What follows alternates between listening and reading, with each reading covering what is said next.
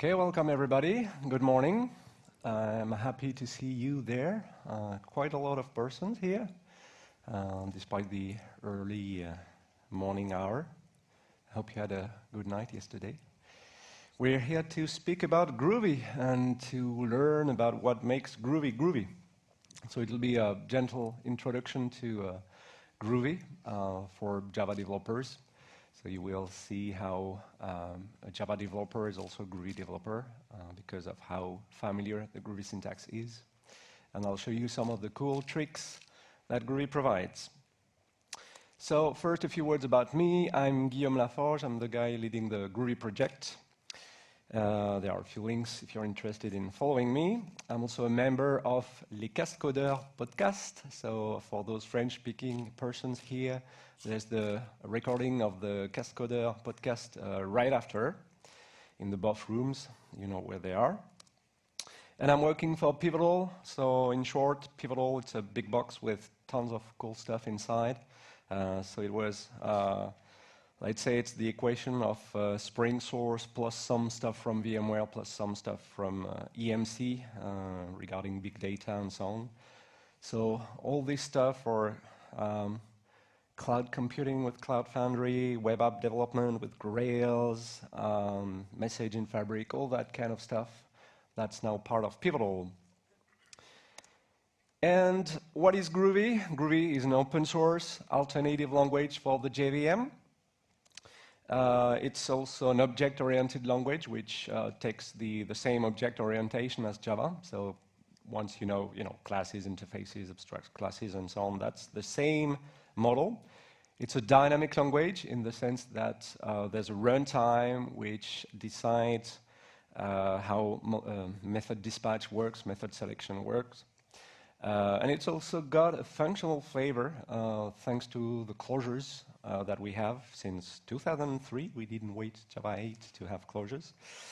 So there are tons of functional things you can do with closures, and some other things we'll have a look at during this presentation. And despite being a dynamic language, it's also hybrid in the sense that you can have static type checking too, to have the same kind of feedback as the JavaC compiler gives when you make typos and such, instead of having runtime errors or exceptions. And you can even do static compilation. So Groovy compiles down to bytecode, but you can also do static compilation in the sense that we can also generate the same bytecode as JavaC rather than going through the dynamic heart of Groovy, which makes Groovy very fast when you need that. The big vision behind Groovy, it's always been the same since 2003, actually. The vision we've had was that we wanted to simplify the life of Java developers, right? So you have Java, the language. It's a nice language with a nice platform, with the JDK, with all those third-party libraries. But sometimes it's verbose. Sometimes it prevents you from doing certain things, or well, you can do certain things, but perhaps not as neatly as you can do them in Groovy, as you shall see. So it's been our goal to make somehow Java more friendly, if you will, by using Groovy. But we're not even trying to say, okay, we're better than Java or anything like that. We try to complement Java where Java cannot do certain things. And you can see Groovy as a kind of Java superset. So it's not a 100% Java superset. There are a few differences here and there. But more or less, Java code is also valid Groovy code in most of the cases. And that's why it's so easy to learn for Java developers. And beyond the syntax itself, we try to simplify certain aspects of the syntax, but also to bring useful APIs or useful wrappers around the JDK, etc. Additional methods like on Java IO file, or to get all the lines of a text file or that kind of things. We decorate the JDK classes with certain useful new methods to get things done more easily in a more concise way. So Groovy is also a platform in itself, if you will, with APIs providing a kind of toolbox for you to do things in a more productive fashion. It's also elegant. We'll show you an example later on of that. That's Spock, the Spock testing framework. Sometimes we see Java projects adopting Groovy just for testing, so you don't necessarily have Groovy in production, but perhaps the entrance door for having Groovy in your projects might be through testing. And I'll mention Spock later on, and also Jeb for functional testing. That's very useful. So it's quite elegant. I mean, in terms of syntax, you see the data-driven approach, which changes the values of A, B, and C, the variables in the expect block, and you see it's like a wiki format, table format. So it makes things. Yeah, there's when I run this example, well, I can do it. Well, I can do it right now, if you will. If I run this example, there's obviously a mistake. And it's nice. So there's someone awake. That's cool. Let me open a new one. Let's call it whatever, Spock Groovy. And I'm going to paste that here. So let me put that in full screen and increase the font size. Up. It's okay, it's readable. Thank you. Yep. What's the shortcut? It's here. So if I run that, oh, oops, so yeah, I forgot the,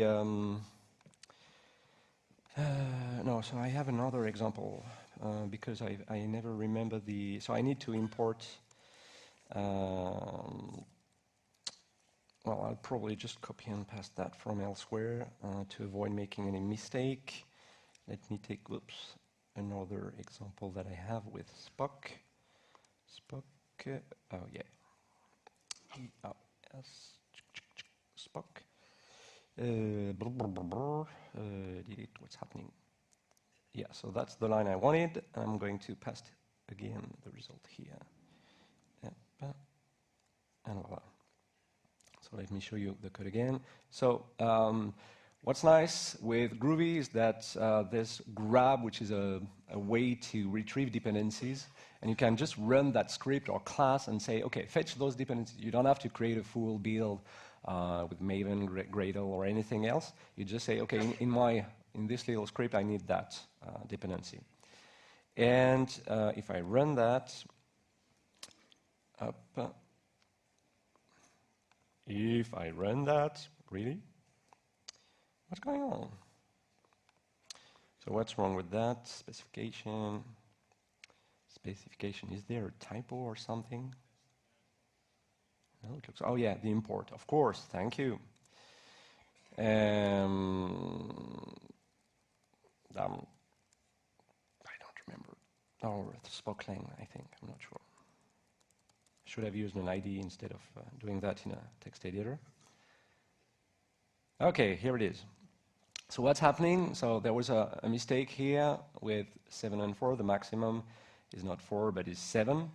And you see this nice power assertion, as we call that, which shows, and especially when you have more complex expressions, which shows all the values of the sub-expressions. So you can have a very complex assert statement, and you see visually the values of each sub-expression. So when you want to spot where the error is, if you made a mistake, a plus instead of a minus sign or something like that, pretty easily you can spot where the mistake was coming from. So that was it. And let's go back to the slides. Up. OK. So to be fair, I was missing the grab and the import here. So it's quite elegant, in my opinion. Is it elegant? In my opinion. Is it elegant? Yeah, thank you. Who was there at the Java Posse yesterday? OK, so you will recognize the pictures of that presentation. And you'll have the real comments for those pictures, not the ones from Dick. So Groovy provides, as I mentioned in introduction very briefly, static type checking and static compilation. So whenever you want your code to be as type safe as needed, you can use an annotation to say, okay, this part of the code, I want you to type check that. And for those parts which don't need particular dynamic features, you can say at compile static, that's an annotation. You can trigger static compilation to get the same performance as Java. And I have some figures later on to show the kind of results you can expect. So it's not the usual thinking that, oh, dynamic languages are slow. First of all, Groovy, even in dynamic mode, is pretty fast compared with the alternative languages, other alternative languages. And whenever you need raw performance, there's static compilation. So it's not a little snail. Also, well, it's part of the elegance, I would say, but it's also an aspect around flexibility. The fact that it's a dynamic language, the fact that it supports closures, you can write that kind of code. That's a markup builder, which generates any kind of XML or HTML payload. And you see method names, actually HTML, head, title, body, div, etc., p, are method names. But they don't really exist on the markup builder class, but they are dynamic methods which are intercepted by that builder class. And those methods take closures. Closures are delimited with the curly braces. And they are nested, so you can see how the title is inside the head block, inside the HTML block. And it's going to generate the HTML markup that you expect. And that's thanks to the dynamic features of Groovy and the closures supported by Groovy. Another example of expressiveness, conciseness, and readability. That's what we call command chains. It's the ability to drop dots and parents for chained method calls. So here, move forward at 3 km/h. That's a valid Groovy expression. And you can make very readable sentences in your domain-specific languages thanks to Groovy's flexible syntax. And speaking of conciseness, with the recent release of Spring Boot, and in particular the command line interface, which supports Groovy, you're able to write full Spring applications in the span of a tweet. That's incredible. In less than 140 characters, without any XML, and with the conciseness of Groovy, you can write a full-blown Hello World Spring application. Amazing, right? So that's it for a bit of the vision and the usual characteristics of Groovy. Groovy is also a pretty popular language and open source project with 7 million downloads a year. That's a big number for an open source project, and it makes it currently the most used alternative language besides Java. Well, Java is not alternative anymore anyway, but. So it's great for scripting, it's great for domain-specific languages.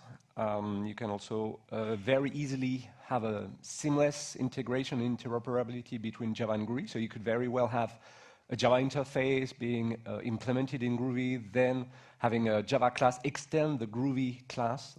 You can have, circular language dependencies, if you will. That's the kind of stuff we can do. And we also have the tools for the compiler, for Maven, for Gradle, etc., to do joint compilation, so you can have mixed language in your sources. And in the university I did with my colleague Stefan, we also showed that you can use Groovy for things like full-blown reactive applications, which are quite in fashion these days. And it's used by tons of folks. So all those companies, in a way or another, are using Groovy.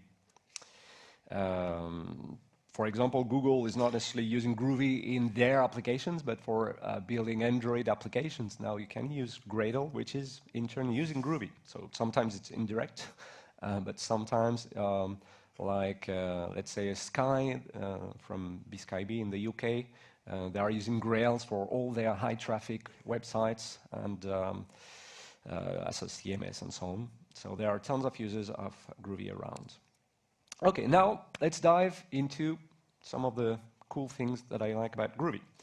First, with the fact that Groovy and Java in terms of syntax are very close. which makes you, if you're not familiar with Groovy, you're actually already a Groovy developer. And I forgot to ask the question, who's already familiar with Groovy? Okay, let's say half of the room, or a third. Nice. So because the syntax derives from the Java grammar, plus some additions, it provides a flat learning curve and is easy to learn. So this public class, static void main, blah, blah, blah. So it's in Java, but that's also valid Groovy code, but you can write it more concisely with println hello, right? Because we support scripts plus some other shortcuts. But beyond the usual Java syntax, there are certain things that we made optional. Semicolons, you can drop your semicolons. Parentheses, in most of the cases, well, unless you have a big expressions, nested and so on, where you need parentheses to say, okay, this is one, parameter of a method that needs to be put in between parentheses, but otherwise, you can drop parentheses in top-level statements. The return keyword is optional. Public keyword is optional by default. Methods and classes are public, but you can make private, etc., of course. And even optional typing. Let me show you that. So this is a standard Java. So this is a standard Java bean. So the greeter class has got a private field. There's a getter and a setter for that field, and then there's a greet method, which is going to return some string. Then later on in the program, perhaps in a main method somewhere, we instantiate the greeter class, we set the owner, and we print the greeting message. Okay, so that's Java, but that's also valid Groovy code. Now I said semicolons are optional, so you can drop them, and it's still going to print, hello Marion, I'm Guillaume. You can remove the parentheses, so here I can remove those ones. Yeah, at the bottom here, I remove those ones. But to make things clear, these ones, I can't really remove them all because you wouldn't know necessarily how to parse that. Well, the parser wouldn't know. And here, in that case, we could remove them around my first name as well. The return keyword is optional because you can say the last expression, the last statement, is, if it's an expression, is the value which is going to be returned. The public keyword, by default, classes and methods are public. If you want to be explicit about visibility and make things private, protected, etc., be explicit and use those keywords. I often get the question about, well, no, I'll say it afterwards. Optional typing, so you can say def greeter instead of repeating the type. We saw already the println shortcut. And properties for private fields and with getters and setters, what we call Java properties in the Java beans sense of the term. We thought that most of the cases, it's just verbose code, useless code, boilerplate code that needs to be removed. So you can say string owner, you remove the visibility, and then the Groovy compiler generates the getter, the default, the usual getter and setter for you. So you don't have to generate it. And the question I often get is, yeah, but what about package scope visibility? That's one of the little differences with Java, because here it's a property, a Groovy property, or Java Beans property. But if you really want to have package scope, there's actually an annotation at package scope. So you can say it's package scope level.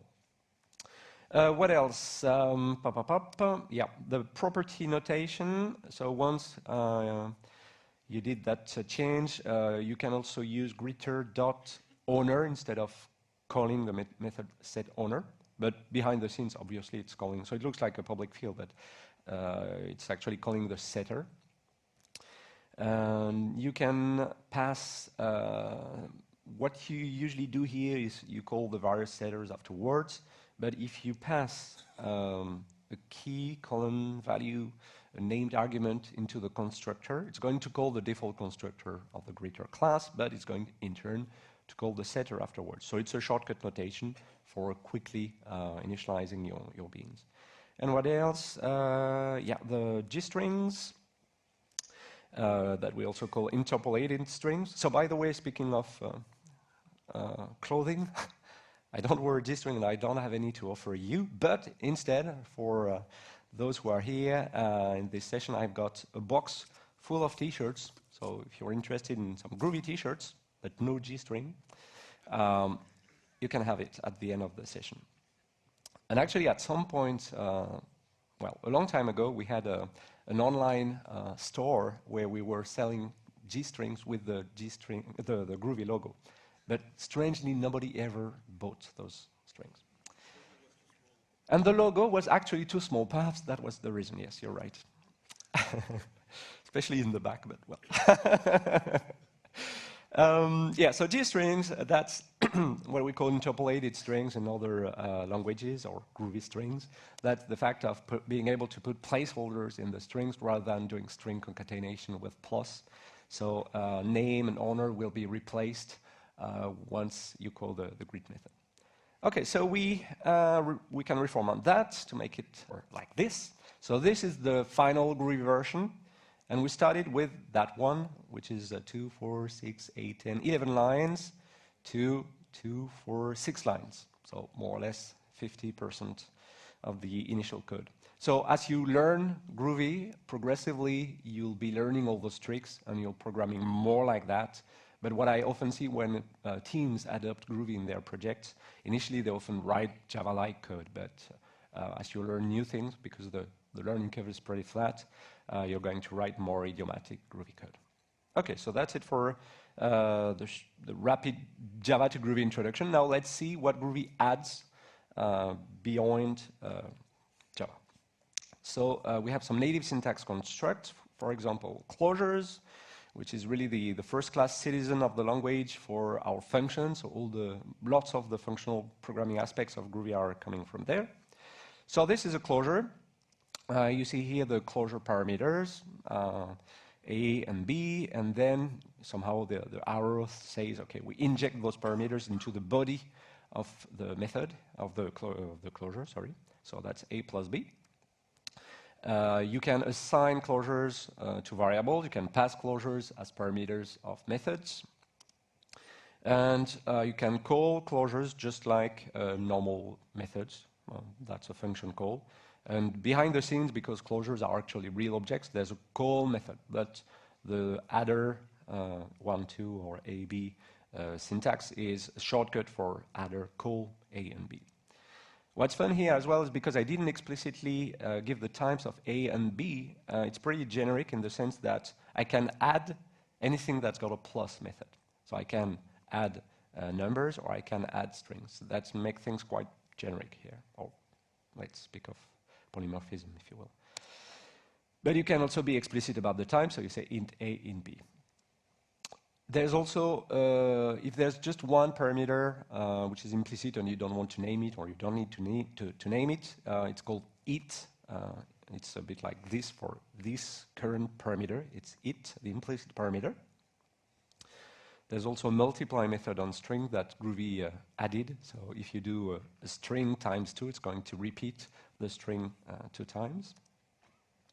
You can also have variable arguments. So here you just use the 3 dots, but if you want to be specific about the types, you're going to say int. So I'm cheating for that one because there's already a sum method, but that's just for the sake of the example. You can pass default values to the closure arguments. So here B has got a default value of 10, which means you can call with 2 parameters, 2 and 3. Or if you omit one of the parameters, B will be 10. So 5 times 10 equals 50.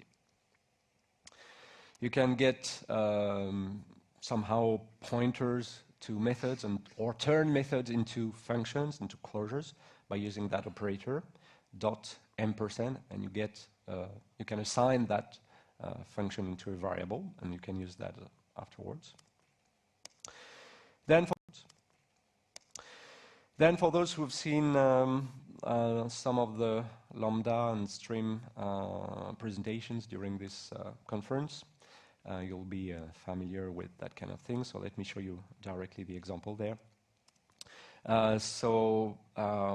You can use tons of methods on things like collections, maps, etc. To explicitly say, okay, I want to find all the persons below 18. I want to collect their names in uppercase. That's the equivalent of map. Then I want to sort them. Then I want to do a reduce operation by joining those names together.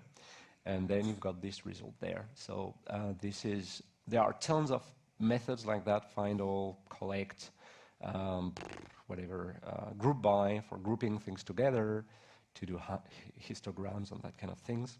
So Groovy provides lots of those functional things.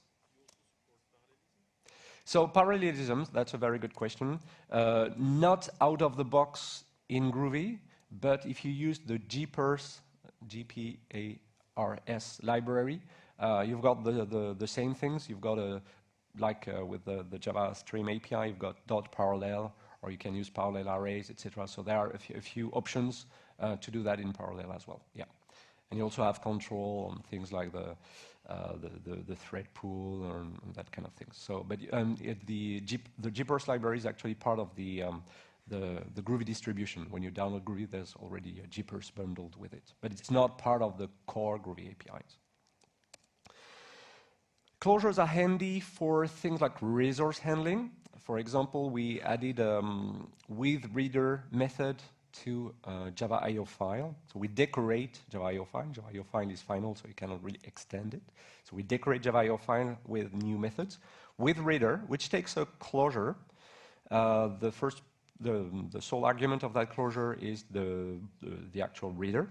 So here I do each line for each line of the reader, and I get the line. And I also have I open an output file, and I ask for a writer. And then if I find the word Groovy in the Bible, okay, it's an hypothetical example, then I'm going to put that line in uppercase in the output file. And what's interesting here is that you don't have to handle exceptions and closing the stream and all that stuff. It's done by the withReader method. So it's you just write the body of the logic, if you will, and the withReader method will open the stream and so on, call your closure, and close the stream, handle exceptions for you. So you don't have to do that yourself. If you pass closures as the last parameter of a method, so here I have a Boolean condition and a closure, you can call it like that unless some Boolean condition, the closure. You can put the closure outside of the parents, which is actually equivalent to passing it inside. But the net result here is that it looks like an if statement. So you can write somehow your own custom control structures. Again, that's handy for domain-specific languages, custom business rules, and so on. Well, there was already a little example about lists with the list of persons earlier. So a list, well, that's a comma-separated list of elements surrounded by square brackets. There are some additional operations, or actually there's some operator of loading. For example, the left shift operator here to append stuff to the list. Well, I already mentioned the functional stuff. A map, it's a bit like a list, so it's column key value, comma, column key value, and again square brackets around that. You can use the indexed access as if you were, accessing the certain element of an array. Or you can use also the property notation, map.daughters, as if you were using a Java bean or a Groovy bean. We have regular expressions. This one is going to create a pattern. This one is calling the match operation on a matcher. This one creates actually a matcher. This one is interesting there because on string we added a find method with two parameters. You pass a regular expression here with two groups, the zip code here and I forgot to change the parents should be here. I thought I had fixed that one. The parents is here normally, and the parameters of the closure are actually the full string, the full match, the zip code and the town. So you can pretty easily extract stuff from a string according to the groups of a regular expression. That's quite elegant. We have ranges, so it's actually just a kind of list. It implements the list interface. So it's the double dot here, so it's going to create a... So it's not creating the list with the 26 elements, right? It's just saying, okay, it's something from A to Z, and if you access the, you know, the 9th element, you'll get I. But it'll figure out how to find the value associated with that index. So this is range. You can exclude the upper bound if you want to have the values from 1 to 9. You can do reverse ranges from 10 to 0. And it's not related just to ranges, but it's also valid for any kind of list. You can use negative index to say, okay, count from the end. So if you say -1, it's going to take the last argument, the last element of that list. G-strings, well, nothing special here. You already saw that in the first example. This one is a plain string with the single quotes. But when you use double quotes or triple double quotes, it makes the string multi-line, so you don't have to split with \n and that kind of things. And the dollar curly brace variable or any valid Groovy expression will be replaced when you call toString or when you pass a G-string to a method taking a string. The replacement will be automatic and transparent. A little quiz to see if you're awake. So let's say this is Java. What's the result of system out println 2.0 minus 1.1? Yeah, exactly. It's not 0.9. That's not intuitive, right? For, you know, business users who maybe write, well, you hope that business users don't write code, but when you have an approach where you create domain-specific languages so that business users can actually use or write certain business rules themselves, or even if you help them, having such a result is a bit weird, right? So they may have, you know, a kind of WTF kind of moment, right? And there's also another example like that, which is 3 divided by 2. What's the result? 1, yeah, that's 1. That's not 1.5. And again, you might have another strange moment, right? In Groovy, by default, we decided that decimal literals are actually BigDecimal. So 2.0 minus 1.1 is really 0.9. 3 divided by 2, that's 1.5, okay? Sometimes those who don't know Groovy very well and who try to do micro benchmarks often forget that Groovy uses BigDecimal by default, and they say, oh, Groovy sucks in arithmetics. Yeah, well, we were just using BigDecimal. But for those who really want to use the, doubles and floats, you can either use some suffixes. So if you say 1.5d, it's going to create a double. F, it's going to create a float. Or if you say double pi equals 3.14, it's going to be a double, not a BigDecimal. So that's one of the little differences with Java, because by default it's a BigDecimal. So it's one of those little differences you have to know. But interestingly, that's one of the reasons why Groovy has often been adopted by financial institutions, insurance companies, credit card companies, who else? Because they like the fact that they could have correct precision when doing some arithmetics on currencies and so on. So that was a key selling point for those guys. So you might need some steroids to stay awake, but here I want to speak about the switch case on steroids that Groovy provides. Quite recently, the switch case has been extended in Java 7, to support strings as well, in addition to things like integers and so on. But Groovy did that and more, actually, long before. So if the object coming from somewhere is this number, okay, we're going to return that.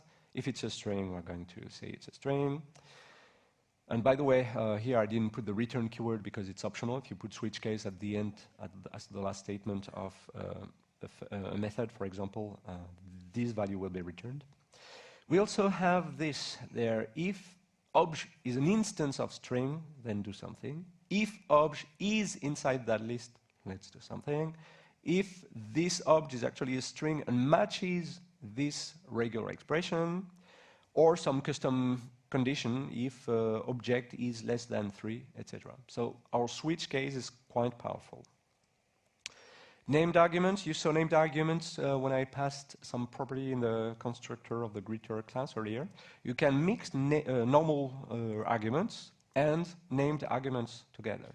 And actually it's going to call, in terms of Java interoperability, or if you want to create a move method with the correct signature, it's actually going to call this method, move, which takes a map as parameter. All the key column values are going to be put inside the map, so the map will have two keys, x and y. And object, this is that object there. So that's a convention, a call convention. That kind of call here will call that move method. So you can make things quite readable with named arguments. If you don't know, is it x first, y second, or the reverse, etc. And when I was speaking of elegance and readability, let's see what this example actually looks like. That's equivalent to calling move with forward. It's going to return some result on which you're going to be able to call at, and you pass this expression. 3.km/h is actually calling getKilometer method. You can decorate numbers with your own properties, so it's a getter call actually. .div to have the slash, and h is a constant coming from somewhere else in the scope. And you see how we actually, so what's nice actually is that the, all those Fluent APIs, Builder APIs that you have these days in most libraries, they actually benefit from that syntax, in the sense that all those classes which return this or some other object and you chain calls on them, you can use that nice syntax to have very readable call without dots and parents. And another example where you mix named arguments and normal arguments and command chains together, you can check that vodka tastes good. It's like there's a separation here, but actually it's check that vodka, a named argument, dot tastes good. So you can make some pretty readable stuff, some fun stuff. And some guys I know even manage to write full English sentences. It's not necessarily something I advise because, English, French, Flemish, etc. There are different ways of writing the same sentence. But that's the kind of fun stuff you can do, if you really want to. You can do multiple assignment. That's what you see here at the top, A and B, and the string A from that list is going to put in A and B in B. You can do the usual swap case stuff, AB equals BA. You can be explicit about the types. If you've got a method which returns a list of two values, then you can call here the multiple assignment to say, okay, I want to destructure the results of that method and have the first element in latitude and the second in longitude.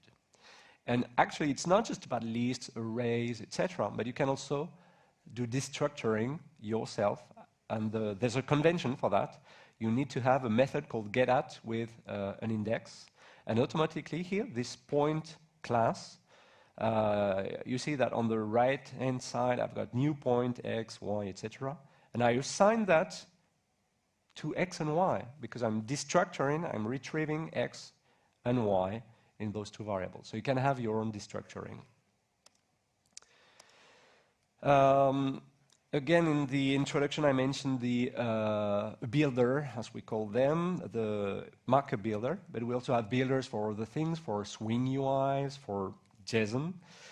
Here, it's going to create a JSON payload, and any kind of hierarchical data representation, you can use that kind of approach where you nest closures, method calls, etc.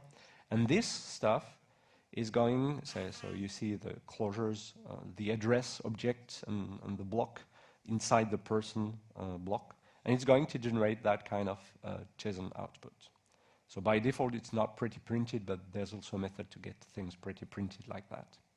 So you see the person here, the daughters, there was the list of my daughters here, etc.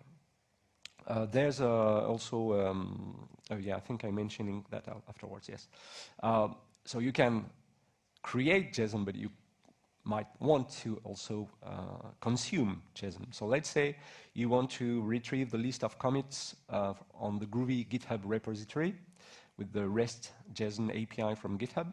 There's a class called JSON Slurper, which allows you to parse what's there.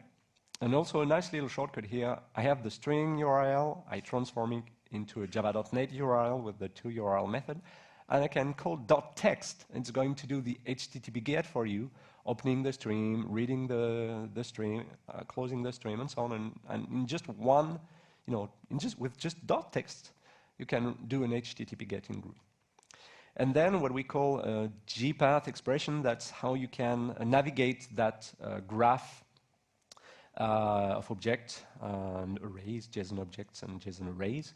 So this API returns a list of commits, and I want to retrieve the first commit. Then I want to retrieve the commit object, then the author object of commit, and then the name attribute, or the name, the name attribute of that author object. And when I did that slide, the last person who had committed was my colleague Cedric. And you don't have to do any, so you can mix, find all, etc.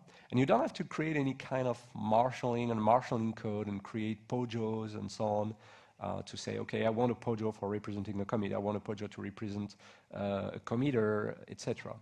So automatically, because Groovy is a dynamic language, you can just say .commit, it's going to try to find an object called commit, then a name property, etc. That's, in just 3 or 4 lines of code, you can quickly parse some JSON payload. Power assert, well, you saw that in the example with the Spock testing framework. So I put 2 random expressions here voluntarily. And you see how, this complex expression has been split into its sub-expression. And you can really see, well, here, since the 2 expressions are totally random, it's hard to fix the power assert. But well, you see the sub-expressions. And so it was created inside the Spock testing framework, and we adopted that feature in Groovy itself. That's nice for testing. Let's say you have an order class, a line item, an item, and you create an order with a line item, and the line item has got 1 item, but the I think I'm missing something here. It's new line item. Yeah. So there's a mistake. So it's order, new line item, new item. So quantity 2, a new item. No, that's correct. Oh, it's the end of the conference. So I'm tired too. So here you would have had the new item, but here the item is null. Okay. So what happens in Java if you do o.getLine.getItem.getName? You're going to get a null pointer exception. And you just get a null pointer exception. There's a null pointer exception on line 12. I don't know if it's 12 anyway. But you don't know what was actually null. Is it O? Is it line? Is it item that was null? You don't have any clue. In Groovy, you don't just get null pointer exception, but it's going to tell you in the null pointer exception message, it's going to tell you cannot get property name on null object. So it's trying to find a name property on a null object. So you say right away that you understand right away that it's actually an item that was null because the property name was on that item class. So you get more information out of your null pointer exception. But for such long chains, in Groovy you can also use the question mark dot operator for safe navigation. If anything in that chain is null, the result is going to be null. So that's what we call safe navigation. So you won't get a null pointer exception. And we'll come back a little bit to that somehow by speaking about the truth. The Groovy Truth. Groovy is a bit like JavaScript in that respect. So I'm not sure it's always a good thing to compare to JavaScript, but anyway, in JavaScript there's truthiness and falsiness. That's our equivalent of that, and we call that the Groovy Truth. What's fun is that you can even customize the truth in Groovy. So if you're a lawyer, a politician, it's interesting to be able to customize the truth. So anything that is not null, which is not empty, which is not of size 0, which is not equal to 0, will coerce to the value of true, right? And everything what I'm saying, null, well, empty, etc., will be false, and anything that's non-null, non-empty, non-zero, etc., will be true otherwise. Okay? So whenever you have an if statement, a while, an assert, you can say if some string instead of doing if string not null and if string size longer than 0, etc. So that's a nice shortcut. And if you want to customize the truth, for example, let's say you want an account with a disabled flag to be coerced to true if the account is not disabled and to false if the account is disabled, you can do that by having, and again it's a convention, an asBoolean method which returns a Boolean, and then I can say this new account is not, it's not null and it's not disabled, so it's true. And this one, which is disabled, is going to be false, so you have to use the bang to say false is true and assert true is okay. This one, haha. So I'm not going to sing a song from Elvis, fortunately. This is the Elvis operator. So do you know why this operator is called Elvis?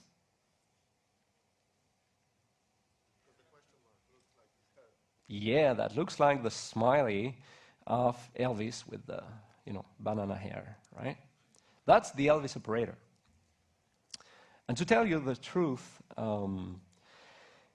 we have a language called Groovy. We have G-strings. We have the Elvis operator. We also have, I didn't mention it in that presentation, we have a spaceship operator. That's the name of the operator for comparisons. And once in a while, I get a potential user who comes to me and tell me, I can't use Groovy in my company because the name of the project is really too silly. I won't be able to convince my boss to use Groovy because of the name of the project. And despite that, we like to call our operator Elvis. That's fun. But there are some weird guys who don't want to use a useful tool because of weird names, weird operator names. Anyway, so towards Elvis, let's say you have you have a variable x, perhaps it's containing a proper value, a MacBook Pro, like my computer, or if it's not, or if x would be null or something like that, you would like to use default value, so you don't know the name of the computer or something like that. So you want either the name of the computer or some default value, and we are going to use Elvis for that. What you can do is, okay, if x is not null, size is more than 0, then you use x, otherwise you use the default value. With Groovy Truth, x is not null, so you don't have to say not null, and the size is more than 0, so you can say x.size. Or you can go further, because it's not null, its size is more than 0, so you can say if x, then x else y. Or you can use the ternary operator. So instead of having that long expression as the Boolean condition, then x, then else y. But we thought that, okay, you have Groovy Truth, but still there's a bit of repetition. There's x and x. Let's squeeze that a little bit and remove the x, the repetition of the x. So you have x, Elvis, y. And then that's what we call our default operator or Elvis operator. That's pretty handy. We have a very powerful feature which allows you to transform the abstract syntax tree, that's the in-memory representation of your programs, So before it's getting compiled down to bytecode, you can transform the structure of your program. And that's a kind of macro mechanism, not a textual replacement stuff like in C, but you can transform or generate code with AST transformations. We have tons of useful transformations for code generation, for implementing certain design patterns, for logging, some compiler directives to do static type checking or static compilation. We also saw grab for grabbing dependencies in your scripts. And let me show you a couple examples. Immutability. If you want to implement immutability by the book, well, it can be error-prone. You have to do various things, private final backing fields, a proper hashcode equals methods, etc. It can be pretty, so I'm not sure it's readable, but that's what the kind of stuff you would write in Java for doing an immutable person class with a name and an age. It's valid in Groovy as well, but you can do better in Groovy, right? You just annotate the person class with @immutable. And this is equivalent to the big boilerplate code that you would have had to write with Java. Just @immutable, and you benefit from the Groovy properties, string name, which generates the getter and setter and so on. Actually, the getter, because it's immutable, so you're not allowed to change, so no setter. Another example with memoized, for something like Fibonacci, if you do Fibonacci 40, it's going to do lots of recursive calls. And also if you do Fibonacci 1000, you're going to get a stack overflow because of the recursive calls. You'll get a big stack of calls. If you use @memoized, and it's better to use that on side effect-free methods, because we are going to cache the results of previous invocations for the same set of parameters. So Fibonacci 40, which will use Fibonacci 39 and 38, the values of 38, 39, 40 will be put in the cache, etc. So the next time you do 39, 38 is already calculated. So you're able to do Fibonacci 1000 without a Stack Overflow exception and get the result very fast because you don't do all the recursive calls. So that's a nice optimization. So with Groovy, it allows you to be lazy because that's going to be the compiler who will implement those design patterns for you. The code is more concise, more readable. You just have to focus on the fields of the immutable class or the design of the algorithm. And that's also less code to maintain because that's part of the transformation which is provided by Groovy. Two other annotations I already mentioned. Type check, you annotate a method or a class with type checked and you're going to get the same kind of type checking behavior as Java C, so you can find typos in method names, variable names. If you return a wrong value, like you return an int and the signature of the method say it returns a string, etc., you're going to get compilation errors at compile time for those things, rather than at runtime, as it would be the case with usual Groovy. Groovy doesn't complain by default for those things because in DSLs and domain-specific languages, it may have a meaning to have, for example, with the markup builder, there's no HTML method, but it has got a meaning for that dynamic object because it knows that, okay, that means you want to generate an HTML tag into the output markup. So that's why it doesn't complain by default, but you can make the compiler complain by saying, okay, this code is type checked. And it's pretty advanced and pretty clever because it's able to do some type inferencing, and I won't mention or explain what list upper bound and flow typing are about, but that's some advanced techniques in terms of type inferencing. So I'm not showing examples here, but I'm just going to speak about the performance, in particular of compile static. It generates pretty much the same code, bytecode as Java C, and also pretty much the same performance. Some historical results. So I didn't run the result recently. It was with Groovy 2.0 that I ran those examples, and now next week actually we'll be able to release Groovy 2.2. I wanted to do conference-driven development and release that for DevOps, but I hadn't finished writing the release notes, so I don't have that great news to announce, but next week we'll be releasing 2.2. With some older versions of Groovy, those micro benchmarks were the worst case scenarios in terms of performance for Groovy. So usually the performance wasn't generally that bad, but for those examples, for those 3 micro benchmarks, the performance was really abysmal. In Groovy 1.8, we added some primitive optimizations for things like primitive type calculations and arithmetics.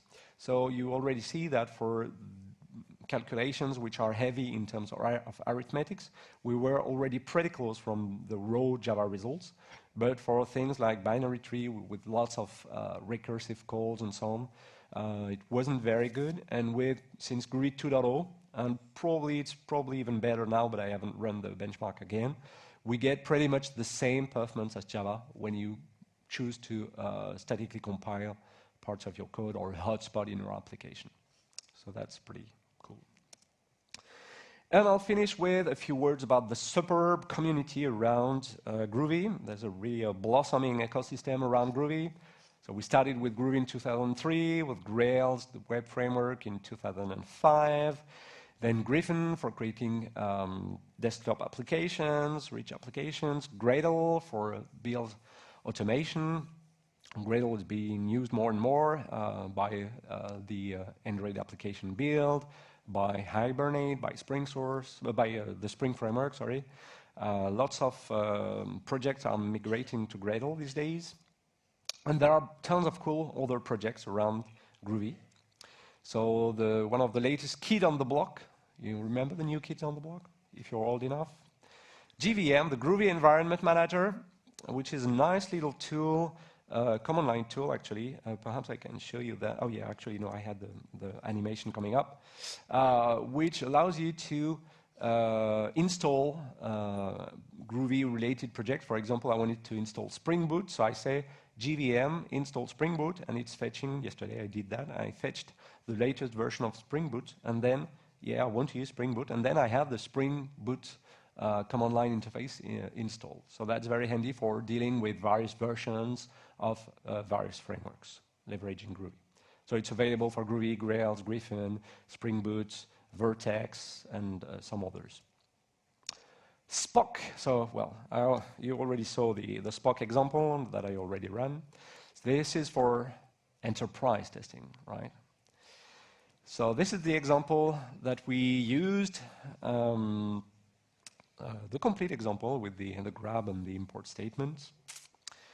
Well, that's how you can fetch the dependency. What's nice is that you can use, those string method names, which will show up in the JUnit test report. You have clever use of labels. So here, that's just plain Java or Groovy labels, but it's a way to identify the various parts of the test. Then those exceptions here are the ones which are the exceptions to expressions to be asserted. So you don't need to use the assert keyword in Groovy.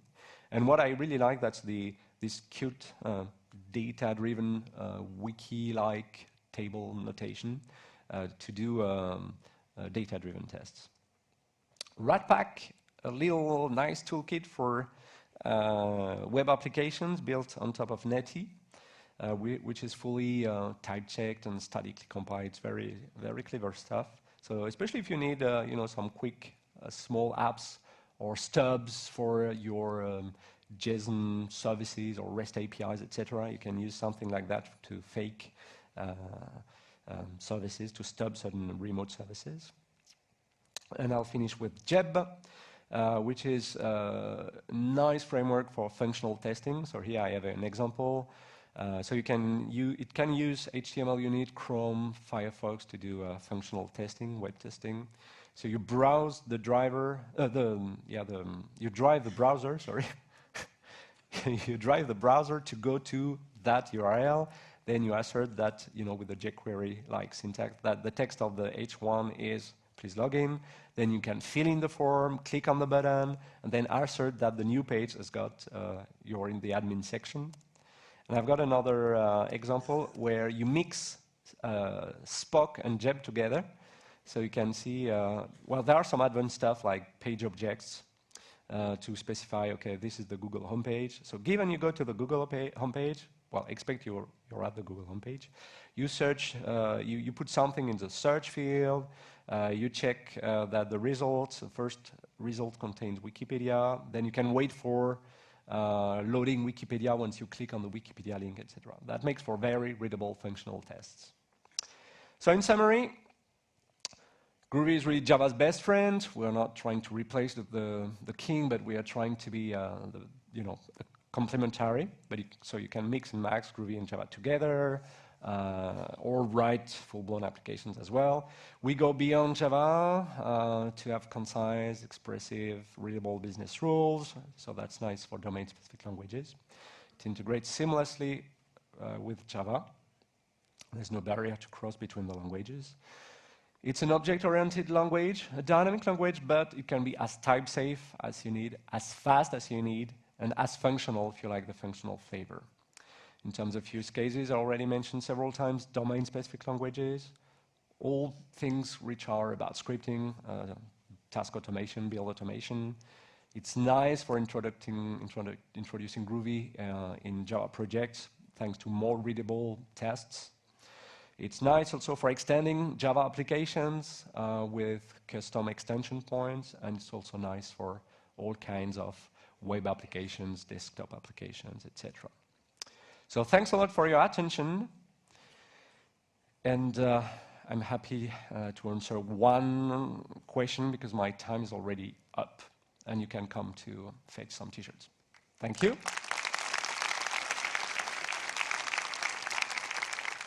One question? One question? No, you want a t-shirt? Okay, okay. So I think there's L and M, so L, M. So this one,